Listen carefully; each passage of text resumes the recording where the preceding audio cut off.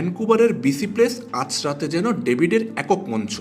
লাল সাদা গ্যালারি গর্জে উঠছে বারবার, আর মাঠের মাঝখানে দাঁড়িয়ে জোনাথন ডেভিড একের পর এক কাতারের বুকে ছুরি বসিয়ে যাচ্ছেন। 29 মিনিটে প্রথম আঘাতটা এসেছিল তাজন বুকানানের প্রচেষ্টা থেকে। বল পেয়ে একটুও দেরি করেননি ডেভিড, সুযোগ বুঝে জাল কাঁপিয়ে দিলেন নিমিষেই। কাতারের রক্ষণ তখন হতভম্ব, কিন্তু সেটাই শেষ নয়। প্রথমার্ধের অতিরিক্ত সময়ে আবারও ভয়ঙ্কর হয়ে উঠলেন তিনি।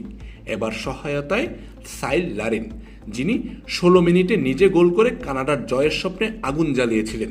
রুচি চানাচুর 300 গ্রাম ও 500 গ্রামের ফ্যামিলি প্যাক, এক প্যাকে পুরো পরিবার। এবার সেই আগুনে ঘি ডাললেন ডেভিডকে সুযোগ করে দিয়ে। গোলরক্ষককে কোনো সুযোগ না দিয়ে বল পাঠালেন জালে। ব্যবধান 3-0। এক ম্যাচে 2 গোল একই খেলোয়াড়ের পায়ে। জোনাথন ডেভিড আজ যেন অন্য মাত্রায় খেলছেন। কানাডার বিশ্বকাপ ইতিহাসে এখনো কোনো জয় নেই, সেই অপেক্ষার বোঝা বুকে নিয়ে মাঠে নেমেছিলেন তারা। কিন্তু আজকের প্রথমার্ধ দেখে মনে হচ্ছে সেই দীর্ঘ অপেক্ষার অবসান এখন শুধু সময়ের ব্যাপার। অন্যদিকে কাতারের অবস্থা এখন রীতিমতো সংকটজনক।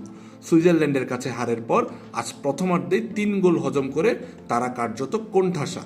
গ্রুপ পর্ব থেকে টিকে থাকতে হলে দ্বিতীয়ার্ধে অসাধ্য সাধন করতে হবে আকরাম আফিফদের।